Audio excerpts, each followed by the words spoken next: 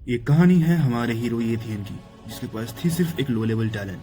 एक दिन आसमान में कई सारे गेट्स खुलते हैं, जिनसे भयानक मॉन्स्टर्स बाहर निकलते हैं और पूरी धरती पर तबाही मचाने लगते हैं। इसी के साथ साथ इंसानों को मिली टैलेंट्स, और उनमें से एक खास इंसान को मिली कॉपी कैट का टैलेंट। ताकत के साथ साथ उसका बस एक ही गोल था, अपनी बहन की रक्षा करना। और इस कॉपी कैट की टैलेंट के साथ मैं भविष्य में सबसे ज्यादा शक्तिशाली इंसान बनूंगा। स्टोरी की शुरुआत में हम देखते हैं एक बहुत ही ज्यादा विशालकाय मॉन्स्टर के अटैक से सभी लोग डरकर भाग रहे थे। वो मॉन्स्टर कोई ऐसी चीज नहीं थी जिससे कोई भी भिड़ सकता था। वो मॉन्स्टर कोई गॉड लेवल मॉन्स्टर से कम नहीं था। उनमें से एक लड़का था जो बाकी लोगों से अलग था। सभी लोग उस तबाही से डरकर बस भाग रहे थे, पर वो लड़का जिसका नाम येथेन था, वो सिर्फ उस मॉन्स्टर की तरफ बढ़ रहा था। वो चुपचाप बस उस मॉन्स्टर की तरफ देख रहा था, जैसे कि वो मॉन्स्टर को एक सुंदर लड़की हो। तभी येथेन नोटिस करता है कि उसके साथ कुछ अलग सा हो रहा था। जब वो अपने हाथ की तरफ देखता है तो उसके हाथ से एक अजीब सी रोशनी निकलती है। वो रोशनी अगले ही पल उसे बिजली से भी ज्यादा जोर का झटका देती है और येथियन दर्द में चिल्लाने लगता है। और अगले ही पल वो अपने शरीर पर काबू नहीं कर पाता और वहीं गिरने लगता है। और अंदर ही अंदर उसे ऐसा लग रहा था कि वो कोई और जगह पे मौजूद था, और उसके शरीर के अंदर उसे लगातार बहुत ही ज्यादा दर्द महसूस होती है। कुछ पल की दर्द के बाद जब उसे कुछ शांति मिलती है, हम देखते हैं एक अलग ही तरह की ऑरा को, जो छोटी सी एनर्जी बॉल की तरह येथियन के शरीर में घुस गई थी। और अगले ही पल येथियन की नींद खुल जाती है और वो सपने से जाग जाता है। मुझे तो अब अभी उस वक्त अपने टैलेंट अवेकनिंग के बीच में होना चाहिए था। क्या ये बस एक अवेकनिंग का सपना था? येथियन अपने आप से कहता है। अब वो उठकर सोचने लगता है कि 100 साल पहले आसमान में कुछ अजीब से क्रैक आ गए थे, और उन क्रैक्स के अंदर से कई सारे मॉन्स्टर्स बाहर निकले थे, और फिर एक एक कर धरती ने बदलना शुरू कर दिया था। और इसी बीच में कुछ लोग थे जिनके अंदर टैलेंट की अवेकनिंग हुई थी, और जिन लोगों के पास टैलेंट आया था वो लोग बाकी हम लोगों से अलग उन मॉन्स्टर से लड़ने के काबिल थे, जिससे अब ये अर्थ एक टैलेंट वालों का एरा बन चुका था। तभी येथियन के दरवाजे से बाहर उसकी बहन की आवाज आती है, जो पूछ रही थी कि उसका टैलेंट क्या अवेक हो पाया था। तभी येथियन ये सब बात जानने के लिए अपने हाथ में पकड़े एक रून स्टोन का इस्तेमाल करता है। उस चीज से ये देखा जा सकता था कि येथियन का टैलेंट क्या आम था या फिर ताकतवर था।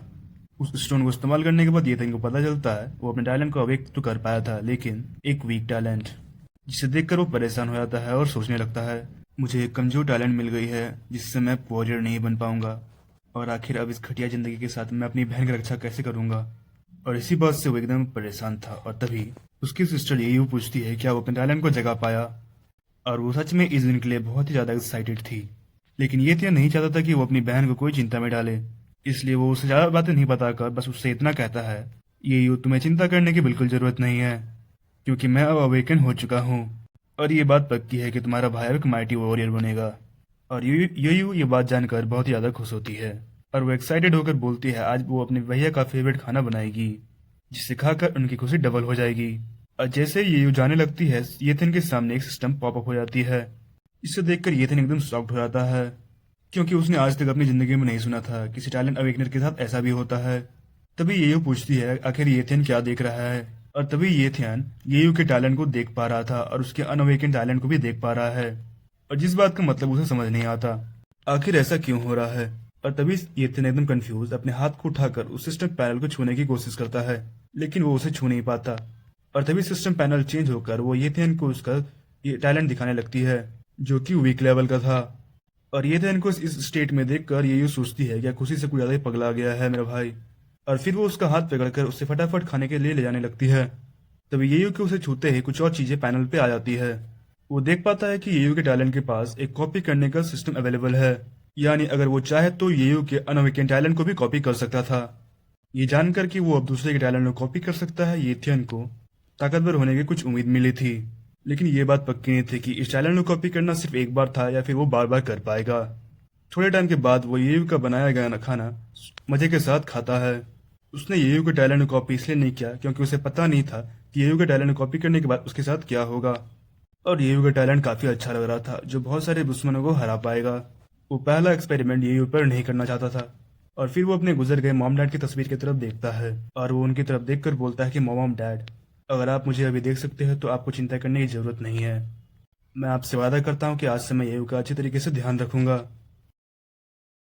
और फिर कुछ देर बाद हम येथेन को सिटी में खड़ा हुआ देखते हैं, क्योंकि अब बारी थी ताकतवर होने के तरीके ढूंढने की। और फिर वो सिटी में आकर वो अपने कॉपी के टैलेंट को एक्टिवेट करता है। उस टैलेंट से वो अपने आसपास की एरिया को स्कैन कर रहा था, और वो 3 मीटर के अंदर लोगों के टैलेंट्स को देख पा रहा था। ये काफी शॉर्ट रेंज थी, लेकिन क्या फर्क पड़ता है। वहां पर काफी लोगों के उसे टैलेंट मिले थे, लेकिन वो सारे के सारे बहुत ही कमजोर थे। वो कम से कम भी एक मिड लेवल के टैलेंट को कॉपी करना चाहता था, लेकिन उसका फायदा भी क्या होगा। मैंने बहुत कुछ करके अपने टैलेंट को जगाया है, लेकिन फिलहाल के लिए भले ही ये कमजोर हो। जब मैं लोगों के टैलेंट को कॉपी करूंगा, मेरे टैलेंट में भी फर्क पड़ना शुरू हो जाएगा। इसका मतलब है कि मैं अपने टैलेंट को शक्तिशाली कर सकता हूँ। तभी उसे एक परफेक्ट प्लेस मिलती है टैलेंट को कॉपी करने के लिए, जो होती है लिन्हा बेस की 5th अकेडमी। यहाँ पर कम से कम कुछ तो लोग होंगे जिनके पास मिड लेवल टैलेंट होगा। सभी के पास कमजोर टैलेंट होंगे, मिड लेवल टैलेंट होगा, लेकिन मैं ये बात को अच्छे तरीके से जानता हूँ। मेरे कॉपी के टैलेंट के साथ भविष्य में मैं उन सभी से कई गुना ताकतवर बनने वाला हूँ। तभी येथियन ने लिन्हा बेस की 5th अकेडमी में एडमिशन ले ली थी। और कुछ देर बाद हम येथियन को ट्रेनिंग फील्ड में देखते हैं, और वो 10 दिन के बाद उस ट्रेनिंग फील्ड में आया था जहाँ पर टीचर उनको बता रहे थे, वॉरियर बनने के लिए पहले तुम्हें एक चेला बनना पड़ेगा। चेला बन पाने के लिए तुम्हें पहले अपने शारीरिक ट्रेनिंग पर काबू करना होगा, यानी कि फिजिकल ट्रेनिंग करना होगा। तुम सब यहाँ पर मेरे साथ उस फिजिकल ट्रेनिंग को सीखने वाले हो। तुम सब अपनी आंखें को बंद कर महसूस करो। तुम सबको अपने सीने में एक तूफान सा महसूस होगा। ये ध्यान और सभी स्टूडेंट उस टीचर की ट्रेनिंग मेथड्स को फॉलो कर रहे थे और कोशिश कर रहे थे उस तूफान को महसूस करने का। पर यह चीज बहुत ही ज्यादा मुश्किल थी। ज्यादातर बंदे पहले ही थक गए थे और कुछ तो बेहोश भी हो रहे थे। और तभी टीचर कहते हैं, जो अपने सीने में उस तूफान को महसूस नहीं कर पाएंगे तो वो वॉरियर को छोड़ो एक चेला भी नहीं बन पाएंगे। और येथियन भी उस तूफान को महसूस नहीं कर पा रहा था। शायद उसके टैलेंट का लेवल काफी लो था। तभी टीचर सभी से परेशान होकर बताता है, उसके सामने ये सभी स्टूडेंट्स सबसे ज्यादा निकम्मे थे। तुम सभी के सभी लोग एकदम बेकार हो। तुम लोग कुछ टाइम देकर थोड़ी मेहनत क्यों नहीं करते? लेकिन क्या फर्क पड़ता है, रहना तो तुम्हें निकम्मा ही है। टीचर के मुंह से सुनकर ये सब येथियन को भी थोड़ा चुभने लगता है। और कुछ देर बाद वो येथियन अकेडमी में बनाए गए दोस्त को पूछता है, जानबाओ से पूछता है, आखिर चेंटो कौन है जिसकी अकेडमी में इतनी तारीफ होती है। जिस पर जानबाओ बताता है, चेंगडोंग एक कमाल का बंदा है जो आधे महीने में ही एक वॉरियर बन पाया था, और इस वक्त वो वहाँ के डीन का डिसाइपल था। तभी येथियन को समझ में आ जाता है कि इस चेंगडोंग बंदे की लेवल भी काफी हाई होगा। उसमें जानबाओ उसके हाथ में पकड़ा हुआ कागज जो कि चेंगडोंग का एक फोटोग्राफ था, वो येथियन को दिखाता है और उसे खुशी से बताता है, देखो येथियन, मैं कितना ज्यादा होशियार हूँ। चेंगडोंग डीन से भी शक्तिशाली हो जाएगा तो उसका कितना ज्यादा नाम हो जाएगा, और वो फिर कितना ज्यादा कमाएगा, और फिर उसकी ऑटोग्राफ की भी कीमत कितनी ज्यादा बढ़ जाएगी। और फिर येथियन भी सोच रहा था कि दुनिया में किस तरह के लोग हैं जो दूसरे के भविष्य की कितनी ज्यादा तैयारी कर रहे हैं। तभी वो देखता है कि एक जगह पर सभी लोग इकट्ठा होकर चेंगडोंग का नाम चिल्ला रहे थे, और वहां पर चेंगडोंग सच में मौजूद था। उस अकेडमी में चेंगडोंग का रुतबा काफी ज्यादा कमाल का था। लड़के और लड़कियां दोनों ही उसकी तारीफ करने में लगे थे। तभी जानबाओ सोचता है उसके पास जाकर उसे फटाफट चेंगडोंग का एक और सिग्नेचर ले लेना चाहिए, और फटाफट उसे लेने के लिए वो वहां से निकल पड़ता है। और तभी येथियन भी चेंगडोंग को देखकर बहुत ज्यादा खुश था, क्योंकि चेंगडोंग का टैलेंट अगर सच में मिड लेवल हुआ तो वो आखिरकार वो सच में एक अच्छा टैलेंट को कॉपी कर पाएगा। तभी वो चेंगडोंग के टैलेंट के पैनल को ओपन करता है, और वो देख पा रहा था कि चेंगडोंग टैलेंट सच में मिड लेवल का था। अब बस यही मौका था जाकर उसके टैलेंट को कॉपी करने का। लेकिन चेंगडोंग के टैलेंट को कॉपी करने के लिए उसे किसी भी तरह से चेंगडोंग को छूना होगा, और उसके बाद ही वो उसके टैलेंट को कॉपी कर सकता था। और तभी वहां पर ऑटोग्राफ दे रहा हो चेंगडोंग सभी को बताता है, तो देखो सभी लोग, मैं यहाँ पर बस तुम सबको मोटिवेट करने के लिए आया हूँ। सिग्नेचर वगैरह छोड़ो, अगर तुम मेरा ऑटोग्राफ लोगे तो काफी अजीब लगेगा। हम कुछ और करेंगे तो बेहतर होगा। उस बात पर येथियन कहता है, सिग्नेचर छोड़ो, बल्कि हाथ मिलाना बेहतर होगा, जिससे सभी लोग चेंगडोंग जितनी मेहनत करने पर मोटिवेट हो जाएंगे। और चेंगडोंग भी इस बात को मान लेता है, और अब वहां पर चेंगडोंग से हाथ मिलाने के लिए एक लाइन बन गई थी। काफी लोगों की बारी के बाद अब फाइनली येथियन की बारी आ गई थी, जो चेंगडोंग को हाथ को इस तरह से देख रहा था जैसे कि कोई जंगली भेड़िया कच्चे मांस को देखता है। और तभी खुशी का दिखावा करता हुआ येथियन उसका हाथ मिला लेता है, और वो शरीर के अंदर से ही महसूस कर पाता है कि वो उसका वो टैलेंट कॉपी कर सकता था, पर इस जगह नहीं। इसलिए एकेडमी का टाइम पूरा करने के बाद वो आ गया था एक केव के अंदर। अब उसके पास एक ऑप्शन था, क्या वो किए गए कॉपी को टैलेंट को अपने टैलेंट के साथ मर्ज करना चाहता था या फिर नहीं। टैलेंट के मर्ज करने का मतलब था कि चेंगडोंग का टैलेंट उसके टैलेंट के साथ मर्ज हो जाएगा। येथियन को एग्जैक्ट पता नहीं था कि चेंगडोंग के टैलेंट को अपने टैलेंट के साथ मर्ज करने पर उसके टैलेंट को वो पा पाएगा या नहीं पाएगा। उसके अलावा आगे बढ़ने के अलावा कोई रास्ता नहीं था। तभी यस को क्लिक कर वो वहाँ पर मेडिटेट करना शुरू हो जाता है और उस प्रोसेस में वो अपने टैलेंट को उसके साथ मर्ज कर रहा था। और तभी उसके सीने में बहुत तेज दर्द होना शुरू हो जाती है और येथेन को लग ही रहा था कि ये धीरे धीरे कर कर कम होगी या फिर रुक जाएगी, पर उल्टा ही हो रहा था। वो दर्द धीरे धीरे कर कर और बढ़ती ही जा रही थी और येथेन वहां पर हाफ हाफ में चिल्ला रहा था, ये टैलेंट मर्ज करना बहुत ज्यादा दर्दनाक है। और फिर बहुत ही दर्दनाक पल काट कर ये हम जान पाते हैं कि येथेन को उसकी मेहनत करने का फल मिल चुका था। वो कहता है मेहनत करने के बाद फल सच में बहुत ही ज्यादा मीठा होता है, जिसे मैं संभाल के खाऊंगा। तभी येथिन के सामने एक नोटिफिकेशन आता है कि अब उसने जब एक टैलेंट को कॉपी कर लिया है, अब वो 30 दिनों के बाद ही दूसरे टैलेंट को कॉपी कर पाएगा। ये देखकर येथियान काफी ज्यादा खुश था। उसके पास अब एक ऐसा टैलेंट था कि जो एक बार नहीं बल्कि बार बार टैलेंट को कॉपी कर पाएगा। तो आखिर इससे कमाल की चीज क्या हो सकती है। तभी येथियान उस फिजिकल ट्रेनिंग को ट्राई करता है जो सुबह उसकी टीचर ने उसे बताई थी। बिल्कुल उसी तरह वो कल्टीवेट करने की कोशिश करता है तो वो सच में अपने सीने के अंदर तूफान को महसूस कर पा रहा था। सच में वो एक कमाल का एहसास था। मिड लेवल के टैलेंट के साथ इस फिजिकल ट्रेनिंग को करना काफी ज्यादा आसान था। और तभी येथियान अपने मन के फैसले को पक्का करता है और उस केव से बाहर निकलता है। उस टैलेंट के साथ उससे कोई आम वॉरियर नहीं बनना था, ना ही कोई एलीट वॉरियर। उसे बनना था आज तक से सबसे ज्यादा शक्तिशाली वॉरियर। और फिर कुछ टाइम बीतता है और हमें 1 महीने के बाद वाला सीन दिखाया जाता है और सिटी के कुछ किसी एरिया में हम देखते हैं हवा में उड़ते हुए एक बहुत ही खतरनाक वुल्फ मॉन्स्टर को। वो काफी तेज और भयानक था। ये जो मॉन्स्टर था उन्हें एक्चुअली फ्यूज बीस्ट कहा जाता था। फ्यूज बीस्ट मॉन्स्टर के पास इंसान को तरह खतरनाक खतरनाक टैलेंट होते थे। तभी ये ध्यान रास्ते में चलता घर के लिए कुछ सामान खरीदने के लिए जा रहा था। साथ ही साथ वो मन में सोच रहा था कि वो अभी तक एक चेला तो बन पाया था, लेकिन वॉरियर बनने के लिए उसे भी टाइम लगेगा। उसके पीछे ही एक बाप और बेटी का एक जोड़ा भी चल रहा था। और तभी अचानक एक वहां पर वो उस मॉन्स्टर आकर उस बच्ची के बाप के सर को चबा जाता है और उसी पल वो वहां पर उसे मार डालता है। अपने पिता के साथ ऐसा देखकर वो बच्ची बस अब वहां पर डरकर चिल्ला रही थी। इस चीज के अलावा वो क्या ही कर पाती। खतरनाक मॉन्स्टर को देखकर जो एक पल भर में ही एक इंसान को मार दिया था, उसके चेहरे पर खून लगा हुआ था, उसके दांत काफी नुकीले थे। ये देखकर येथेन इतना तो समझ गया था कि ये मॉन्स्टर काफी ज्यादा हरामी है। दूर में कई लोग उस फियर्स बीस्ट को किसी को मारते हुए देखकर काफी डर गए थे। इसी पल सभी लोग वहां पर डर कर सबसे भागने लगते हैं। तभी येथियान देखता है वो फियर्स बीस्ट उसके बाप को मारकर अब रेडी हो गया था उस बच्ची को मारने के लिए, और अचानक से उस बच्ची पर वो हमला कर देता है। फियर्स बीस्ट उस बच्ची पर हमला कर देता है और तभी येथियान उस बच्ची को बचाने के लिए बीच में आ जाता है, लेकिन उसे पता था कि वो उसके चंगुल से नहीं बच सकता। और तभी उसी वक्त वहां पर हवा को चीरती हुई एक लंबी तलवार आती है और एक लंबा चौड़ा आदमी उसी जगह आकर अपने सामने की जमीन को चीर देता है। उस बार से वो उस मॉन्स्टर बच जाता है, पर वो बहुत ही ज्यादा गुस्से से उस आदमी को देख रहा था और अपने खून से भरे हुए आंखों से उस आदमी को डराने की कोशिश कर रहा था। पर उसके सामने खड़ा आदमी भी किसी ताकतवर इंसान से कम नहीं था।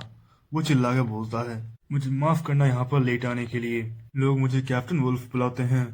अब मैं जबकि यहाँ पर आ चुका हूँ तो बच्चे तुम्हें बस उस बच्चे को संभाल के रखना है और मैं इस वुल्फ को देख लूंगा। और येथियान भी ये अच्छी तरीके से जानता था कि वो इस लड़ाई में बूझ के अलावा कुछ भी नहीं था। वो भी चुपचाप पीछे रहने का ही डिसाइड करता है। उल्फ कैप्टन उस उल्फ का सामना करने लगता है और वो दोनों ही एक दूसरे का बुरी तरीके से मार रहे थे और बराबरी का सामना कर रहे थे। येथियान उस कमाल की लड़ाई को देख रहा था और उस बच्चे की नजरों को ढक दिया था। कैप्टन वुल्फ देखता है कि ये वुल्फ मॉन्स्टर बहुत ही ताकतवर था। वो जब भी उस पर वार करता था वो उल्फ मॉन्स्टर पहले उससे बच जाता था। उसकी स्पीड बहुत ही तेज थी और यही चीज सिल्वर मून प्रजाति की खासियत होती है, जिनके पास अच्छी स्पीड टैलेंट होती ही थी। पर अब ये टैलेंट कितने रैंक का होगा वो अलग बात थी। और फियर्स उल्फ से परेशान कैप्टन उल्फ अपने दूसरे साथी को ऑर्डर देता है और तभी आसमान से उसकी बाकी टीम के लोग उस मॉन्स्टर पर वार करने के लिए टूट पड़ते हैं। वो सभी उस उल्फ पर वार तो कर रहे थे, पर वो उल्फ बहुत ही तेजी से उस कैप्टन की तरफ बढ़ता है वार करने के लिए। लेकिन कैप्टन उल्फ ने भी जाल बिछा कर रखा था। तभी उसी वक्त आसपास की गलियों से जहां पर कैप्टन उल्फ के आदमी छुप कर बैठे थे, वो उस वुल्फ को घेरने के लिए तैयार हो जाते हैं। और उसी पल सारे टीममेट्स मिलकर अपने हथियारों से उस उल्फ मॉन्स्टर के बदन पर वार कर देते हैं और उसे पूरी तरीके से जख्मी कर देते हैं, यहाँ तक कि उसके शरीर में बहुत सारे छेद कर देते हैं और उन्हें लगता है कि वो मॉन्स्टर मर गया था। लेकिन तभी उसी वक्त उस मॉन्स्टर का कलर लाल हो जाता है और वो जोर जोर से गुर्राने लगता है।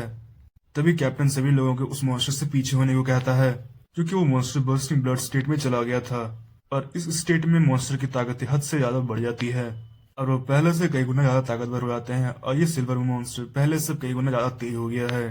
अपने स्पीड टैलेंट को यूज करके बहुत तेजी से वहां से उठकर भागने लगता है। ये ध्यान और किसी को भी नहीं लग रहा था कि इतने तेज भागते हुए मॉन्स्टर को कोई भी पकड़ सकता है। लेकिन कैप्टन बताता है कि उसने अपनी टीम में ऐसे लोगों को भर रखे थे कि ऐसे समय आने पर वो काम आते हैं और किसी भी मॉन्स्टर को भागने नहीं देते हैं।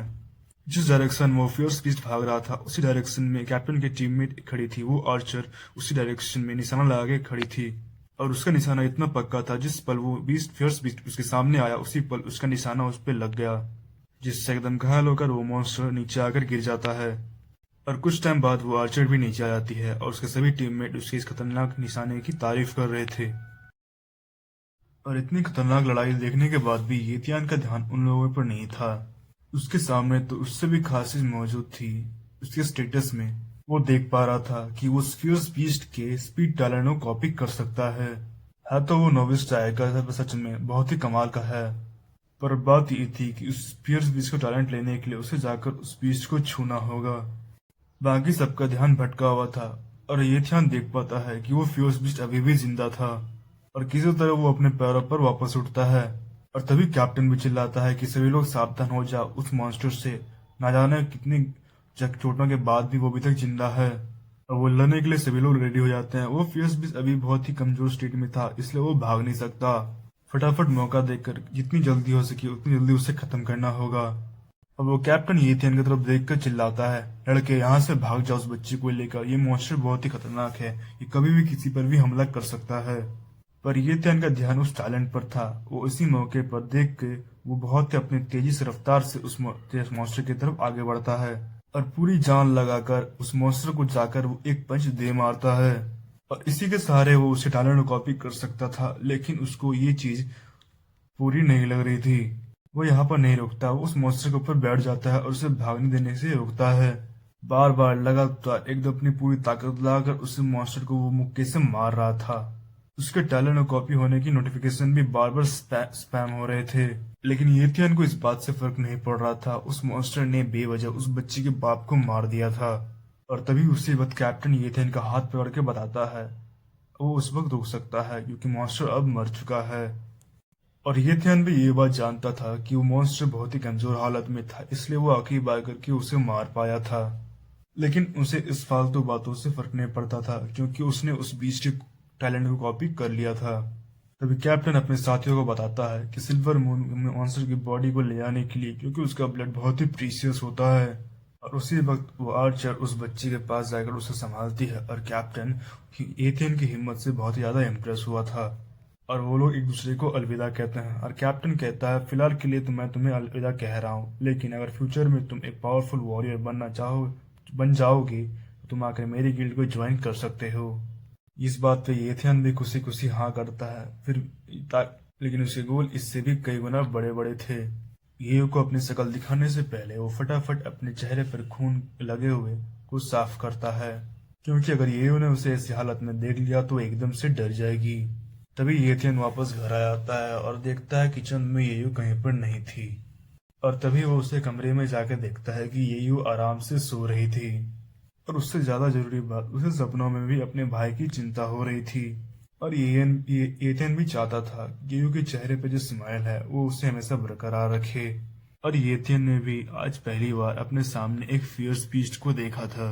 वो कुछ ऐसा था कि एक डरावना सपने ऐसा, जैसे कि किस्से कहानियों में बताया गया था। लेकिन ये फियर्स बीस्ट उनसे कई गुना ज्यादा डरावने होते थे। कितनी डरावना आज येथियन महसूस कर पाया था। और तभी येथियन अपनी बहन को कंबल से ढकते हुए सोचता है, मेरी बहन के चेहरे पर इस हंसी को बचाने के लिए और रखने के लिए मुझे जितनी जल्दी हो सके उतनी जल्दी एक पावरफुल वॉरियर बनना पड़ेगा। और वहां से वो अपने कमरे में आ जाता है। वो सोच रहा था कि इंसान का टैलेंट तो ठीक है, पर क्या एक फियर्स बीस्ट का टैलेंट उसके टैलेंट से मर्ज हो पाएगा।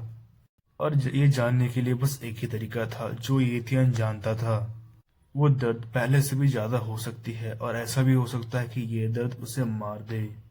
पर अपने करीबी लोगों की रक्षा करने के लिए ये दर्द भी सहना कोई बड़ी बात नहीं थी। और फिर अपने मुंह में एक कपड़े को डालकर वो अपने जबड़े को कस लेता है ताकि उसकी दर्द की चीखें येयू को सुनाई ना दे। और अब टैलेंट को मर्ज करने के साथ साथ येथियन के शरीर में फिर से दर्द होना शुरू हो गए थे। और इस बात की दर्द पहले से बहुत ज्यादा थी। अब उसे ऐसा लग रहा था कि जैसे कि उसकी हड्डियां टूट रही हो। साथ ही उसके मसल्स फट रहे हो। वो उस दर्द को किसी तरह महसूस कर ही रहा था कि तभी उसकी एक लात पूरी की तरह कुचली जाती है। ऐसा दर्द बेशक कौन ही सह पाएगा। अब उसका दर्द इतना बढ़ चुका था कि उसके मुंह से कोई आवाज भी नहीं निकल रही थी और वो पीछे घूम कर देखता है। उसके दोनों पैर टूट चुके थे। वो कहता है, ये क्या है, ये क्या है? क्या टैलेंट कॉपी करना फेल हो गया? मेरे सीने में ये क्या हो रहा है? और वो धीरे धीरे कर कर अपना पेशेंस खो रहा था और उसकी आंखें अब बंद हो रही थी। लेकिन एथन वहां पर नहीं मरना चाहता था और वापस वहीं पर जाने की उम्मीद से वो वहीं पर बेहोश हो जाता है। तभी कुछ देर बाद उसकी आंखें खुलती है और वहीं पर वो दिखता है अपने शरीर की तरफ। कि पता नहीं क्यों इतना सब कुछ होने के बाद भी उसका शरीर वापस से एकदम ठीक हो गया था।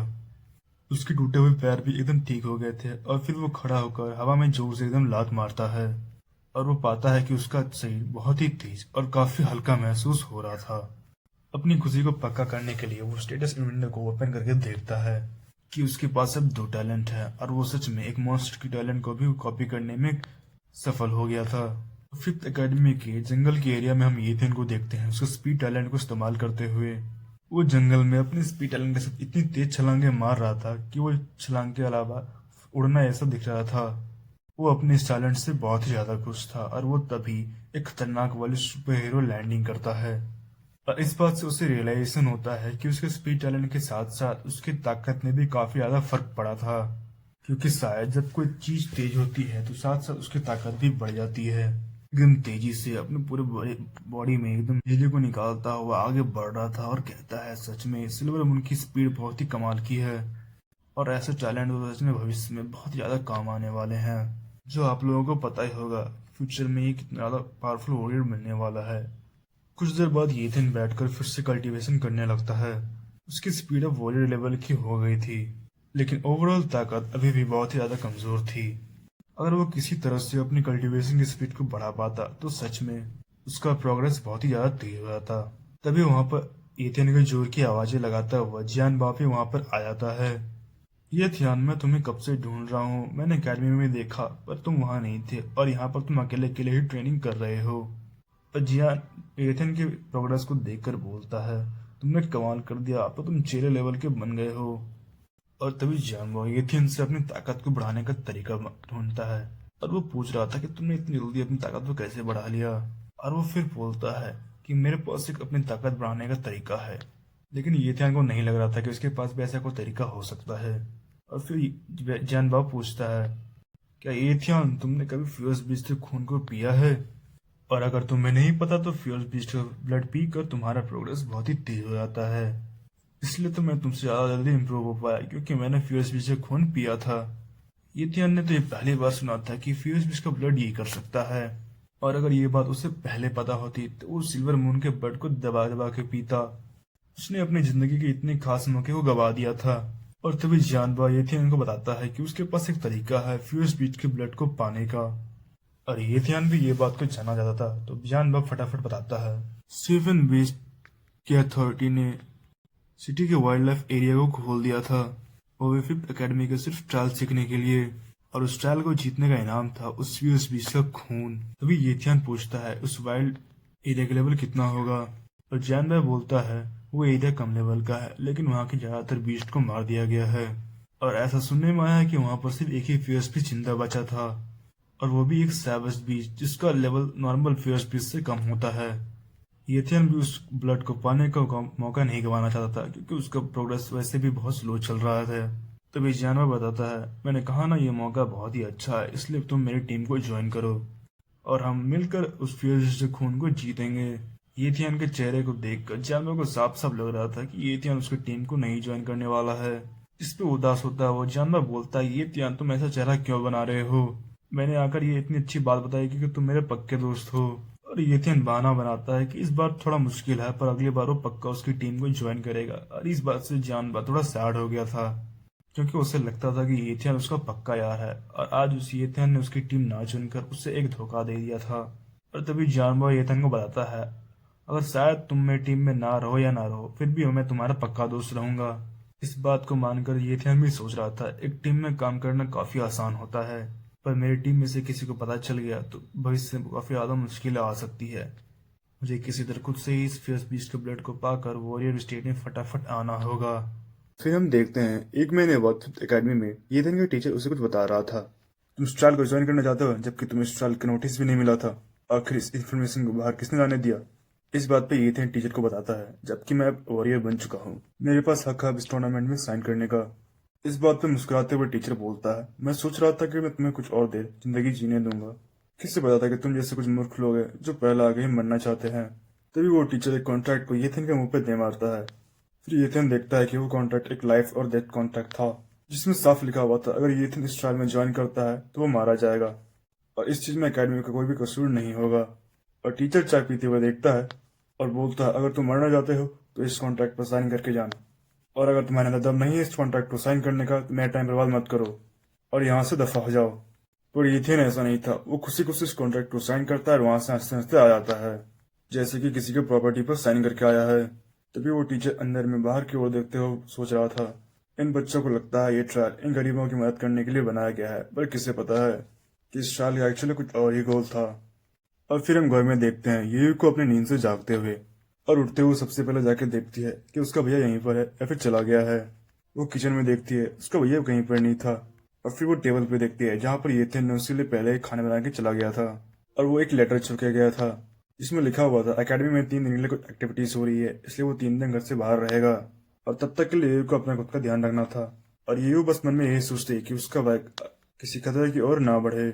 और फिर हमें दिखाई जाती है एक बंजर सी बर्बाद हुई सिटी, जहाँ पर हर कुछ राख हो चुकी है। और उसी बर्बाद हुई सिटी में हम देखते हैं बहुत सारे एकेडमी के स्टूडेंट्स एक जगह पे जमा हुए हैं। अलग अलग एकेडमी अलग अलग झुंड इकट्ठा थे, जिनके बीच में हम येथियन और जैनबाओ को देखते हैं। येथियन जैनबाओ से पूछता है, यहाँ पर इतने सारे लोग जमा क्यों हैं? जैनबा बताता है, यहाँ पर सारे एकेडमीज के बच्चे आए हुए हैं। तभी येथियन के फिफ्थ एकेडमी की तरफ देखता हुआ एक लड़का, उसका नाम मूसावे था, एकदम एटीट्यूड से बोलता है, आखिर ये फिफ्थ एकेडमी यहाँ पर क्या कर रही है? ये एकेडमी तो एकदम निकम्मी है। उससे अग्री करता है, उससे गार्ड उससे बताता है, यंग मास्टर, हम यहाँ पर सिर्फ बीस्ट का शिकार नहीं कर सकते, बल्कि लोगों का भी। तो जितने कमजोर लोग होंगे उतने हमारे लिए बेहतर होगा। इस पे अग्री करता है वो सामने बोलता है, इन कमजोरों के लिए ताकतवर लोगों के हाथों मरना एक दुआ के बराबर होगा। और फिर जानवर एथन को बताता है, ये जोर जोर से बात करने वाला लड़का फर्स्ट एकेडमी का जीनियस मो शामिल था। वो एक लाजवाब मो फैमिली से बिलोंग करता है। एथन समझ नहीं पाता इतनी बड़ी मो फैमिली से बिलोंग करने के लिए क्या इसका एटीट्यूड इसलिए इस तरह ऐसा है। तभी वहां पर एक लड़का चिल्लाता है, मो साबी जल्दी यहाँ पर आ जा, मैं आज के आज तुम्हें काट डालूंगा।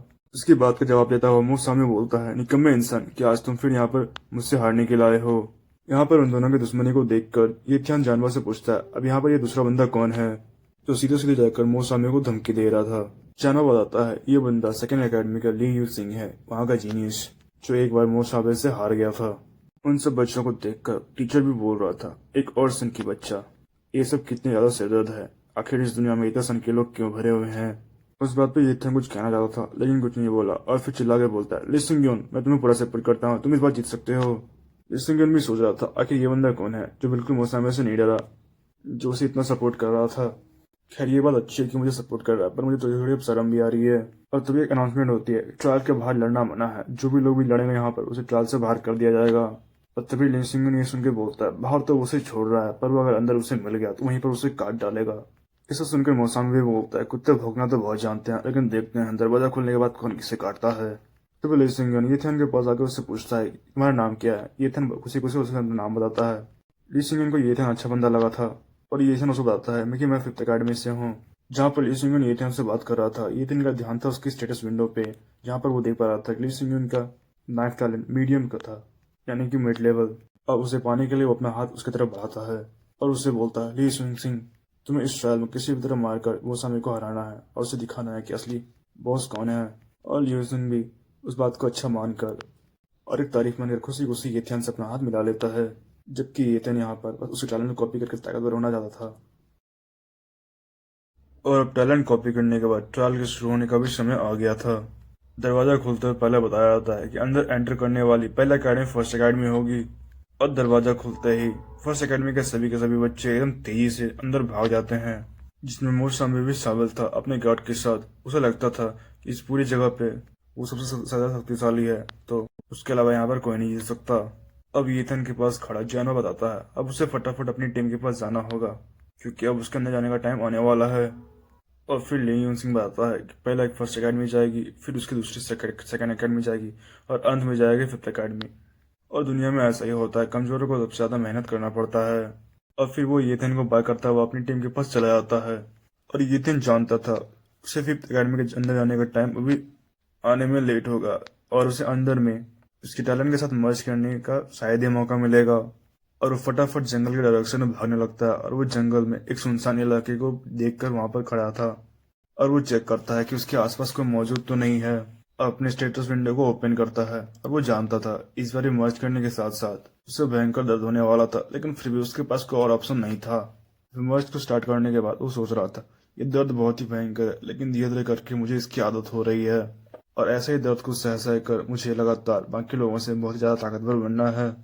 और फिर मर्जिंग खत्म होने के बाद हम उसकी आंखों में नई टैलेंट और नई ताकत को देख पाते हैं।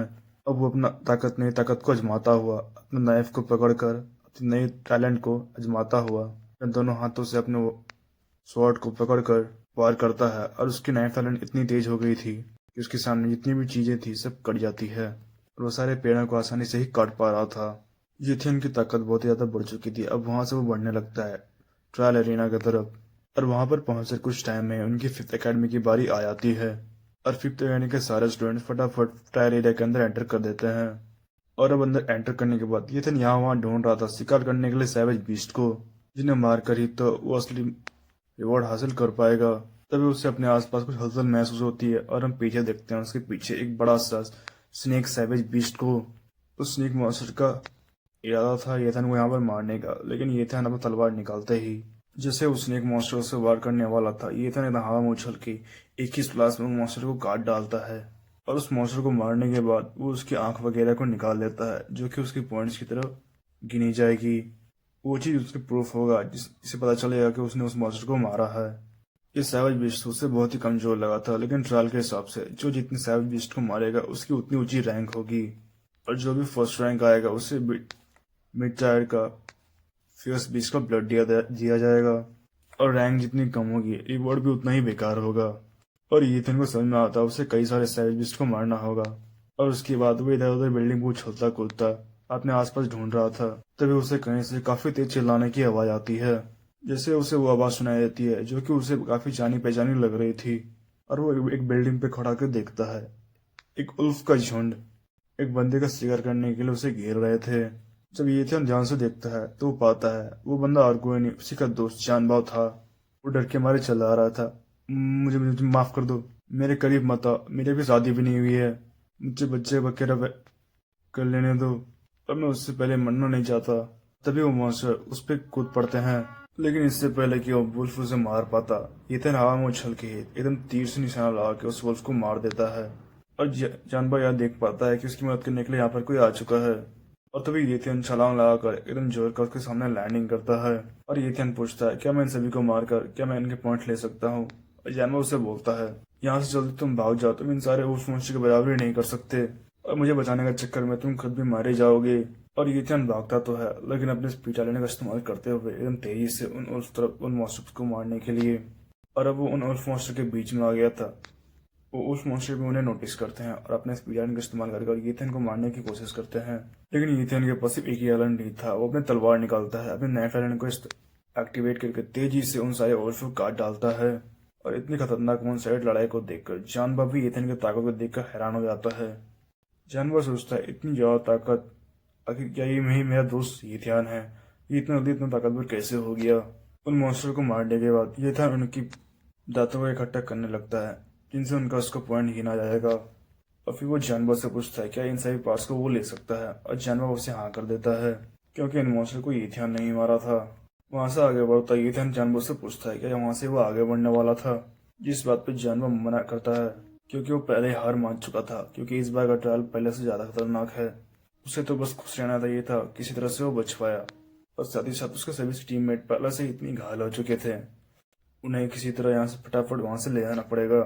जिस बात पे येथन भी वही करता है और वहां से वो फटाफट जानवर को छोड़कर जाने लगता है। तभी जानवर येथन को आवाज लगाता है येथन तुम्हें ध्यान रखना होगा क्योंकि यहाँ पर एक नकली फ्यूस बीस्ट भी मौजूद है।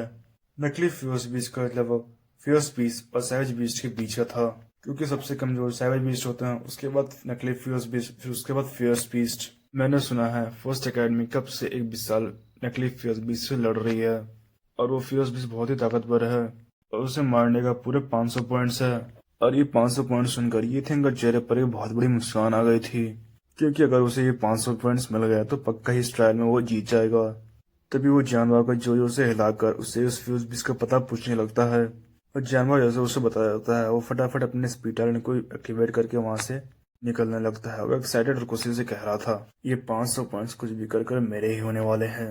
वो एकदम तेजी से फटाफट कई बिल्डिंग्स को पार कर एक जगह पर आकर रुकता है और वो अपने सामने देखता है। उसके सामने फर्स्ट एकेडमी के कई सारे स्टूडेंट्स के लाशों को गिरे हुए थे, जिससे पता लगा सकता था कि नकली फेस बीस्ट भी कितना ताकतवर था, जिनने इतनी बार स्टूडेंट्स को मार दिया था। उसके बाद जेसन ध्यान से देखता, उसके सामने बहुत ही खतरनाक बैटल चल रही थी। उस तरह उसकी बैटल की तरफ वो बढ़ने लगता है और देखता है और वो एक बिल्डिंग पे छुप जाता है और वहां पर सामने की लड़ाई को देखता है। वो फेस बीस्ट को, जो कि आधा एक सर्पेंट की तरह था और आधा एक अजीब से राक्षस की तरह, जिसका सामना करने के लिए पूरी फर्स्ट एकेडमी मिलकर उस पर वार कर रही थी। मोसाबे वहां पर चिल्ला रहा था, ये पूरे 500 पॉइंट्स मेरे हैं, सिर्फ मोसाबे के। उसका गार्ड भी उसे बताता है कि यंग मास्टर, इस फेस बीस्ट का स्टैमिना खत्म होने वाला, यही सही वक्त उसे मारने का। तभी वो फ्यूज बीस्ट भी गुस्से में चिल्लाने लगता है, क्योंकि इन मच्छरों ने कब से उसका जीना हराम करके रखा था। और तभी मौसा में भी अपनी तलवार लेकर उसे पूरी तेजी से उसकी तरफ मारने के टूट पड़ता है और अपनी पूरी ताकत लगाकर अपनी तलवार को उस मास्टर के सर पे जाकर दे मारता है। और उसे अंदाजा हो चुका था इस तेज वार से उस मास्टर पक्का मर जाएगा, पर वो अपनी टेल से वार कर मोसाबे एकदम जोर से मारकर दूर पटक देता है। और मोसाबे संभल कर बोलता है, मैं जीत गया, ये 500 पॉइंट्स मेरे हुए। और सच में मुसाबे के वार से वो फियर्स बीस्ट लड़खड़ाता हुआ जमीन पे गिर जाता है। हो सकता था वो मारा गया, लेकिन ईथन भी इस बात से डिसअपॉइंटेड हो चुका था। क्या सच में वो मॉन्स्टर मारा चुका है? मैं सीधा जाकर उस मॉन्स्टर की आंखों को नहीं निकाल सकता, क्योंकि मुसाबे मुझे अपने पॉइंट छीनने नहीं देगा। और ऊपर से पूरी की पूरी फर्स्ट एकेडमी वहीं पर खड़ी थी और उस मॉन्स्टर को मारने के बाद मुसाबे उस मॉन्स्टर की तरफ बढ़ रहा था, जिस बात पे उससे गार्ड भी उसे कॉन्ग्रेचुलेट करता है और वो जोर से हंस रहा था, क्योंकि उसने 500 पॉइंट्स हासिल कर लिए थे।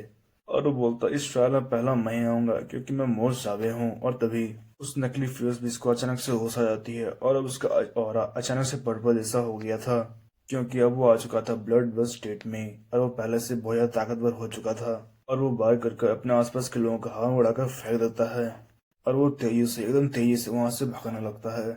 और मोसाबे चिल्लाकर बोलता है, कोई नकली फ्यूज बीस्ट नहीं है, बल्कि असली फ्यूज बीस्ट है, जो बहुत ही ज्यादा ताकतवर है। वो पूरे के पूरे 1000 पॉइंट्स के बराबर है। उन 1000 के पॉइंट्स के पीछे कौन नहीं जाना चाहेगा। और फटाफट फर्स्ट एकेडमी के बच्चे उस पॉइंट्स और उस मॉन्स्टर के पीछे भागने लगते हैं। और मोसाबे भी गुस्से में सोच रहा था, वो फियर्स बीस्ट अभी भी बहुत ज्यादा घायल है हमारे वार से, और हमने जाकर उसे अभी नहीं मारा तो हमारी पूरी मेहनत बर्बाद हो जाएगी। अब दूर खड़े येथियन ने भी उसे असली बीस्ट होने पे बात सुन ली थी, और ये भी कि वो 1000 पॉइंट्स के बराबर था। ये बात तो पक्की थी कि उसे वो छोड़ने वाला नहीं था। और वो अपना स्पीड टैलेंट को एक्टिवेट करता मुस्कुराता है कि माफ करना साथियों, लेकिन तुम लोग मुझसे तेज नहीं हो। वो झुकता हुआ अपने स्पीड टैलेंट की पावर को मैक्सिमम लेवल पे एक्टिवेट करता है। उसका इरादा स्पीड टैलेंट से भागना नहीं था, बल्कि उससे मैक्सिमम टैलेंट को यूज करके सबसे पहले उसके पास पहुंचना था। और फिर फ्लैश की तरफ उड़ता हुआ तेजी से अपनी मंजिल की तरफ बढ़ने लगता है। और उसका स्पीड टैलेंट सच में यहाँ पर फ्लाइंग टैलेंट ही बन गया था। और तेजी से जाकर वह जगह पर लैंड करता है और देखता है आसपास के फर्स्ट एकेडमी के कोई बंदा यहाँ पर नहीं पहुंचा था। वहीं पर उसे फ्यूज बीस्ट के निशान भी मिलता है, जिससे उसे साफ पता चल रहा था कि वो फ्यूज बीस्ट उसके सामने एक बंजर बिल्डिंग में छुपा हुआ था। और साथ ही साथ उस जगह से येथियन को बहुत ही भयंकर सा ऑरा महसूस हो रहा था। और येथियन को सोते हुए कहता है, लगता है अभी 1000 पॉइंट्स मेरे ही है। और येथियन उस बिल्डिंग में चला जाता है और उसे एक बहुत ही गंदी सांप स्मेल आ रही थी, क्योंकि वो मॉन्स्टर था तो एक सरपेंट टाइप का ही, लेकिन वहां पर गंदी स्मेल के साथ साथ एक भयंकर सा बहुत ही डार्क सा ऑरा था, जो कि चारों ओर मौजूद था। तभी येथियन अपने सामने देखता है। दोस्तों, अगर वीडियो पसंद आई हो तो लाइक करें, शेयर करें और सब्सक्राइब करना मत भूलना। फैंटेसी बॉन्ड पर मिलते हैं नेक्स्ट एपिसोड में।